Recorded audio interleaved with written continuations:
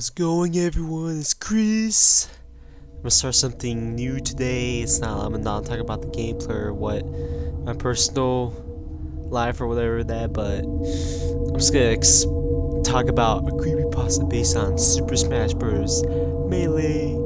I know some people probably already done this story, but since I just want to see how it goes for me, how I do the voice and stuff, and how I tell the story effectively, I'll just start for now. But first, if you guys don't know what creepypasta is, it's like a it's an internet horror story.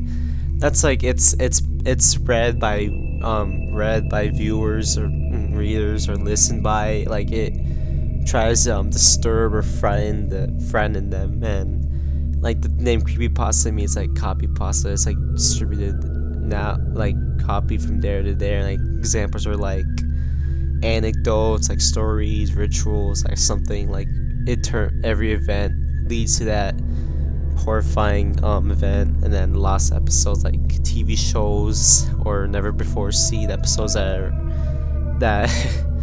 start acting strange, and it's like it hasn't been aired.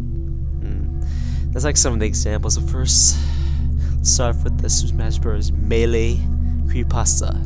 Okay, this one's called Super Smash Bros. Melee Hhidaka. If you don't know what Super Smash Bros. Melee is, damn, I feel sorry for you guys, but it's a fighting game. It plays 4 players and like story and from all Nintendo characters, and that's pretty much it. But let's start off. You all know that game for the GameCube called Super Smash Bros. Melee, right? The fine game with all the Nintendo characters: Mario, Fox, Kirby, Ganondorf, etc. Well, you can find all the scripts, models, textures, and files in the game you can access using a program. One script called character.txt contains all the variables and movesets for in-game characters. Each character has a text file that refers to their models, 2 in the folder called char, C-H-A-R. In order to add my texture hacks, I need to copy all of the files to my computer. While copying, I noticed there are 26 lines, but I was sure there's only 25 characters. To make sure, that says 26 lines, 26 characters, he meant. This author. All of the normal files were there. There's Captain Falco, Donkey Kong. Then I came across Hhidaka. I opened the file and noticed his variable number happened to be 119.12.12.528. I assume they must have randomly generated numbers, otherwise it had been between 1 to 26. His texture file was located in eDrive SSB texture /char /model texture /Hhidaka. The contents of the folder were quite disturbing. When I saw it was a PNG file of a Japanese girl dressed like a hooker. She had been stabbed and mutilated to the extreme, especially at her stomach. It was cut clean. It was called Hhidaka.png, and it was a main model texture. I absolutely couldn't believe my eyes. Why the hell would it be on the disc? I eventually remembered that I bought this used from a flea market. It had no instruction booklet. It was replaced by what I thought the cheat codes or what they're written on a sheet of printer paper. I got out the case and folded the cheat codes. Instead of cheats, I saw some Japanese writing. I couldn't translate it at the time, so I went back to the computer. I checked the script and saw that Hhidaka was a hidden character. To unlock him, you had to, from what I understood, KO the purple colored Peach 4 times in a row without taking damage while playing as Ganondorf. I found it odd, but I ended up doing it. After KOing Peach for the 4th time, it went to a new character screen instead of battle. It showed a video of a Japanese woman who murmured things in Japanese. A knife was in her eye. Because my parents were home, I quickly turned the volume down and waited. I did not dare to look full on, but I did peek every now and then. It went on for 4 minutes until the sound of a gunshot rang out and the woman's head jerked back, then cut to black. It displayed 2 things on the screen. Hiroki Hhidaka's taste for blood shall be quenched. And yeah, I've gotten an HH trophy. I looked at the trophies, but there was not an actual trophy displayed. The description was still there though. It said, "Find this was your mistake." At this point, my GameCube restarted itself and went to the normal SSBM menu. There wasn't any music or sound, now that I think about it, but I began a match. I chose the thumbless Hiroki Hidaka and pitted myself against Kirby. Corneria was the stage. Nothing happened for a moment before text popped up on the screen that said, "Find this was your mistake." My finger immediately went for the power button. I must have pressed reset instead. As the game is shut off, I can hear the disc spinning rapidly as it's trying to play Crisis 2 on a crappy laptop. The TV started displaying the same Japanese woman with a knife in her eye, but instead it was a still image. There was a caption that played, "Play as Hidaka and this could be you." I later found out that the Japanese text on the paper that came in the game's case translated to exact words that was even signed by Hidaka. It turns out he's a Japanese serial killer who was executed on Christmas 2006, December 25th. That was the same Christmas I bought the game Super Smash Bros. Melee. Whoop. That is pretty creepy to the extent. If you guys haven't read the creepypasta, I mean other people have done it too. I guess basically like this guy bought Super Smash Bros. Melee from I guess a flea market? No, I think let me read through. Oh yeah, he bought it from a flea market, and you know how some creepypasta go. It's really cliche. Oh, I bought this game from a flea market. Oh, I bought this game from eBay. Oh, I bought this from a garage sale. Oh, the guy said it was creepy. Oh, it was $5. Those are cliches, and you know, eventually it starts getting to the point where it's like, okay, we get the point. Something terrible happened. Oh, there's like blood everywhere. But this one was actually pretty good when I first read it and listened to it on YouTube. And like I loved how he included the serial killer in it, because it just adds like a little creepiness to it. It's like, oh, if you get this game, you get a serial killer happen to choose you, or you happen to choose the game from a stupid flea market.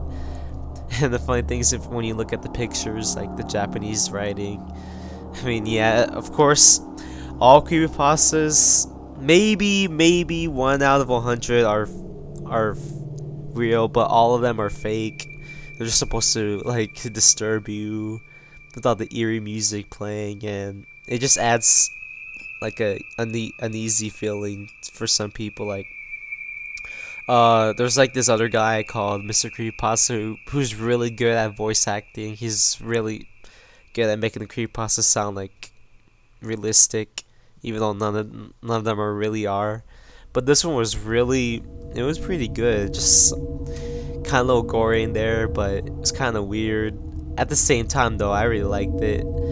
Other than that, it was like pretty good creepypasta. I would rate it maybe an 8 out of 10. It was pretty good. But we'll do another creepypasta in about a second, so let me hold on to this for a while and just watch Kirby get going. Look at that. Ooh, baby. Alright, here's another creepypasta related to Super Smash Bros. This was called SSB Bash. Super Smash Bros. Bash.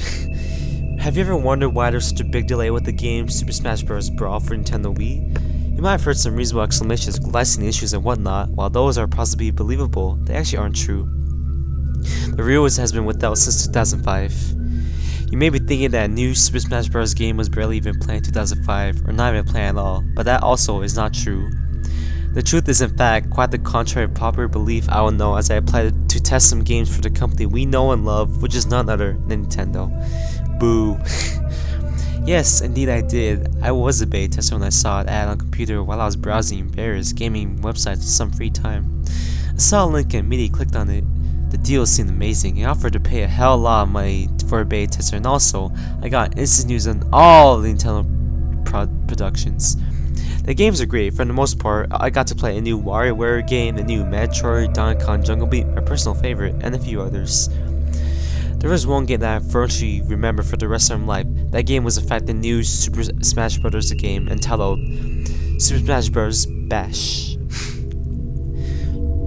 Nintendo was enjoying the groundbreaking success of Super Smash Bros. Melee, and Masahiro Sakurai wanted even more. By this, I mean they wanted to release the game way back in 2002, just 1 year after Melee. So I'm sorry for not saying the name right. He seemed to be obsessed with the money. There were 3 failed attempts that were disapproved by Nintendo executives right from the start. Super Smash Bros. Clash in 2002, Super Smash Bros. Combat in also 2002, and Super Smash Bros. Pound in 2003. Then after gaming for a short period of time, Sakurai tried again. This time he kept with Bash, which was promised to be the best game yet in the series. I was there at the time that Sakurai introduced Bash. Only several Nintendo workers, Sakurai, 3 or 4 fellow beta testers, and I were there. He introduced the game to us, having a peculiar shine in his eyes. He popped the disc into the GameCube and placed it on a shelf near a gigantic TV mounted on the wall. I picked up the display cover and he had placed on a table nearby. It didn't look like the Smash Brothers I knew. It looked way too dark and mysterious. The cover showed a sea of Mario, Luigi, Link, Fox, Ness, and Captain Falcon. They seemed to be running away from a large glowing black hole. Behind them was an ordinary black backdrop. Mario looked worried. His mustache was droopy and his eyes there was sadness. A kind of sadness that can't really be explained in words. Luigi looked like he was about to stumble and get sucked into his death. Link looked angry, as if someone just had insulted him. Fox was the only one who looked normal. Ness might have been the most disturbing one on the cover. He was crying, his eyes were red from it, tears rolled down his nose, he was screaming. He lost hope as he slowed down and was quickly sucked in by the hole. It was just a picture, but it could have been. It was almost too weird to be just a cover art, as if it was happening right before my eyes. Captain Falcon looked nauseous. He looked like he would vomit in seconds. His face was pale, and for some odd reason I could see his eyes through his helmet, but not like you usually could. Usually you could see the outlines, and in this picture I could saw in perfect detail. I was starting to think about how amazingly real the design was. I put down the display. Sakurai had just turned on the game and it started up as any other Smash Bros. Game would. There was what seemed to be a typical Nintendo logo. It was on screen for probably almost a full minute, and that's when it started to notice weird things. Nintendo was spelled incorrectly. It was spelled Nintendo, N-I-T-N-D-O, instead. Also, it was more of a maroon type color rather than a promising bright red. In addition, it was tilted slightly obtuse. I looked at the other tester and they seemed to notice. The executives didn't, I don't think. The game then started up instead of some kind of enjoyable epic intro song with a fast-paced cutscene. There was this harsh opera piece and not a regular opera song either. The singers almost seemed like they were screaming and almost everyone covered their ears except for Sakurai. The executives looked angry, but it didn't stop him short of his presentation. The cutscene was nothing contrasting to one of Melee's. In fact, it was too much like it. I noticed almost no significant differences except for some new characters. I started to like the game, other than the cover and the theme song. Some new characters I noticed were Wario, Waluigi, and Ridley from Metroid. My positive hopes were stripped when the gameplay kicked in. The menu screen also looked almost too normal to look all of the ordinary aspects of the game.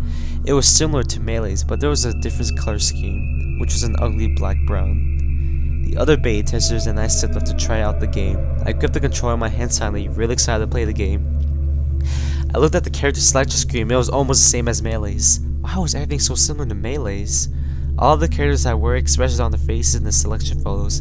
Ness was crying just like he was on the cover, and Wario's eyebrows were suspiciously cooked. We were all frightened by the character's sounds. When I picked Link, he screamed like he did when he died in Melee.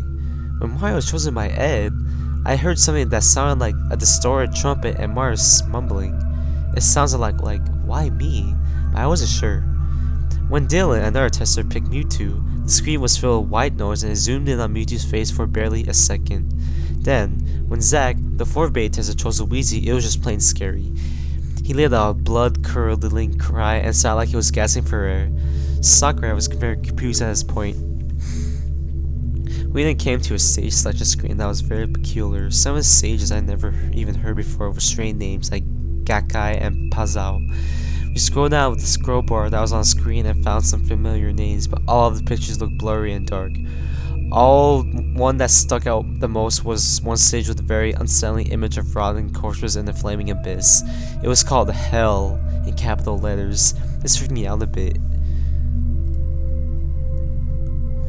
We picked the Mushroom Kingdom, and the loading screen was of a SSB logo spinning around. I could have sworn that some kind of picture popped up during it, but there was no way to be sure. It was spinning so fast it made me dizzy. Zach almost fell out of his chair, and Dylan groaned and claimed he wasn't feeling good. Sakurai apologized.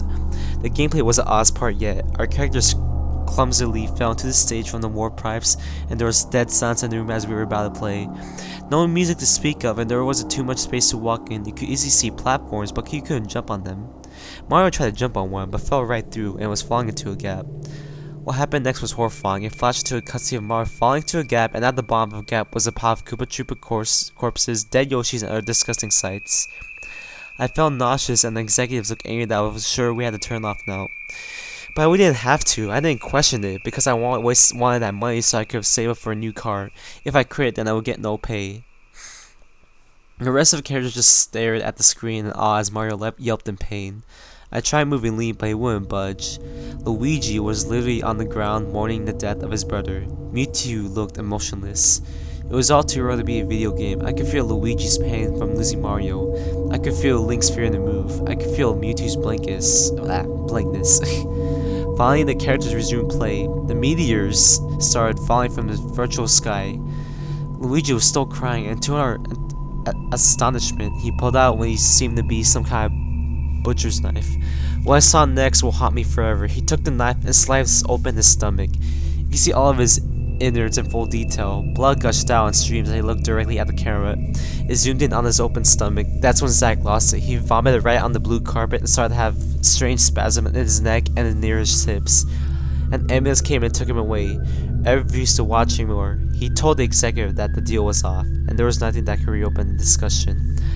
I watched him walk out of the room in anger and disgust. I stayed there as Dylan stared at Luigi, moving his intestines and examining them.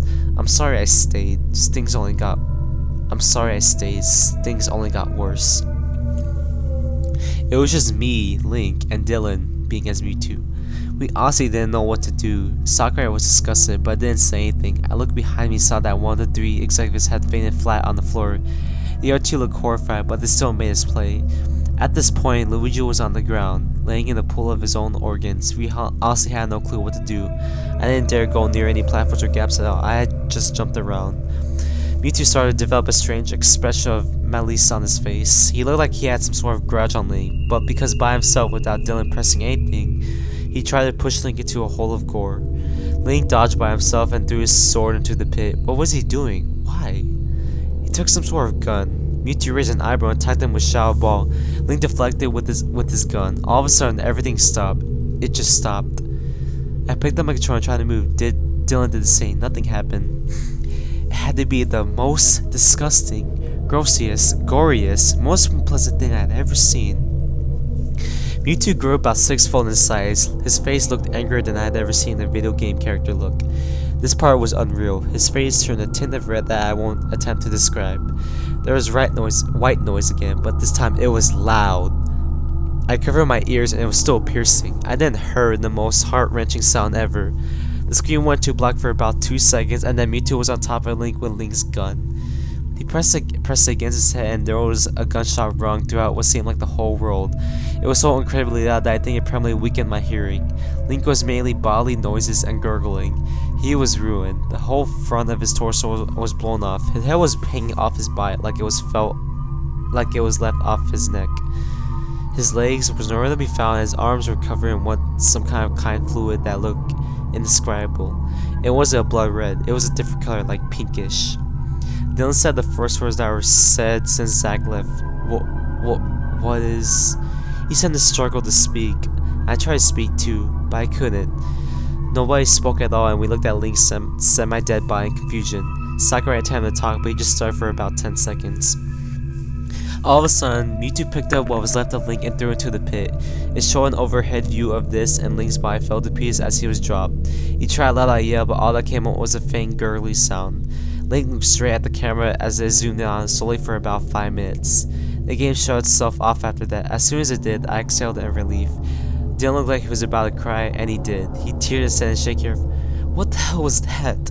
What is this? I shrugged slowly in disbelief. At this point, one executive left the room and the other was still standing up. He looked like he was in trance. Sakurai was crying in the corner of the room with his knees in front of his face. I I didn't do. He was at a loss for words. We all were. We just sat there for a few minutes. No one knew what to do. After some time, Sakurai said boldly without as heavy of an accent, "I didn't do that. That's not my game." The remaining executive told us to exit the room. Sakurai, Dylan, the executive, and I left the room. In the corner of the eye, I saw Luigi's corpse. If you ever see anything of this sort on the shelf at your local game store, keep away. You don't want to go through the horror that the executives, Sakurai, Ed, Zach, Dylan, and I went through the day. I still have trouble sleeping to this day. I might not ever play SSB again. Don't say I didn't warn you. We never found why or how this whole thing happened. I'm not sure that's something we'll find out. But I'm sure that nothing will ever erase the imprint into my memory. Wow, that creepypasta was really long. It was lengthy, and sometimes some of the words I said were off. Like I said Luigi instead of Luigi. It's weird, right? But overall, this creepypasta was pretty creepy. But at the same time, it didn't really make any sense to some parts. Like when he said like that Link pulled out a gun. It's like, Link, a gun? I mean, I don't get why he would need a gun. I mean, he has all these weapons. He has like a boomerang or hook shot. I don't get why he pulled out a gun, which kind of is confusing to me. And then when Luigi ripped out his stomach and pulled out his intestines, it was kind of it didn't take out the too gory stuff, but it was disturbing, but it wasn't scary. It just seemed like didn't really make any sense. I guess since Mario like fell into the pit. What I liked about this though is like how the game seems so similar to Melee, but it was like more of like a creepy version. Like it was like a one that was supposed to be released and just turned out to be a really bad event. And what I liked about it is that how there's like other people involved watching it, and it wasn't like just one guy alone playing it. It was actually a beta tester, which it wasn't cliche at all. It wasn't like, oh, a guy that bought something from a garage sale. It was actually pretty good. But I would rate this probably like a 7.5 or around 7, because it was a good lengthy story. It was pretty creepy, but the gore and stuff was a little too much, and some of the unrealisticness, like, oh, the gun weaken my hearing. No, unless the volume was really low or really high, all of a sudden then it couldn't happen. But it was a good creepypasta, I'll give it that. But I hope you guys enjoyed the video. Thanks for watching the creepypastas. See you guys later. Peace out.